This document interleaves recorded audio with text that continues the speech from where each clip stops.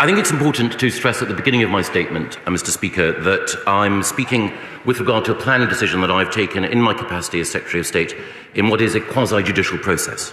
And members of the House will be aware that the decision may, of course, be subject to a legal challenge. So I would urge all members of the House interested in this decision to read the decision letter which was published yesterday, and indeed to read it alongside the detailed report of the independent planning inspector who oversaw the public inquiry into these proposals.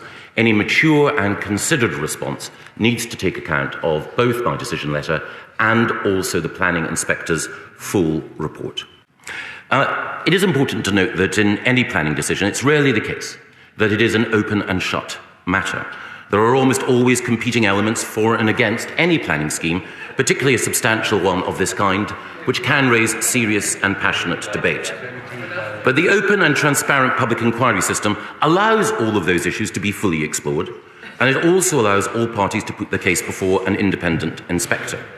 The decision that I issued yesterday was in line directly with the recommendation of the inspector, who heard all the evidence for and against the scheme and was also able to test that evidence through the participation of interested parties. I think it is important to restate, as I think is well understood, that the proposal granted permission yesterday for the production of coking coal for use in steel production.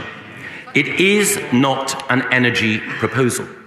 Our net zero strategy makes it clear that coal has no part to play in future power generation, which is why we're phasing it out of our electricity supply by 2024. And coal's share of our electricity supply has already declined significantly in recent years. It was almost 40% of our energy supply in 2012. It is now less than 2% in 2020. I took account of the facts in reviewing this planning application, as did the inspector, taking into particular account BEIS's industrial decarbonisation strategy of March 2021, which explicitly does not rule out the use of coking coal in an integrated steel-making process and makes it clear that together with carbon capture and storage, that can be part of a net zero compliant option. And it is important to note, as the inspector makes clear on page 239 of his report, it is clear that in all the scenarios and forecasts for the future use of coking coal, which were put before the inquiry, they all demonstrated a continued demand for coking coal for a number of decades to come. It is also important to note that the applicant is making it clear that this will be the only net zero metallurgical coking coal mine in the world.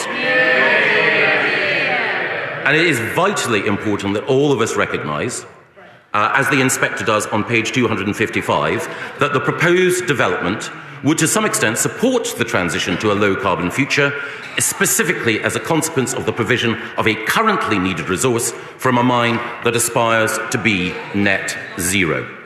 I think it is also important that we recognise that in any change of land use, there will always be a potential impact on biodiversity and on the local environment as well. And again, it is important to note that the inspector on page 278 of his report makes it clear that this mine would not cause any unacceptable impacts on ecology nor result in a net loss in biodiversity.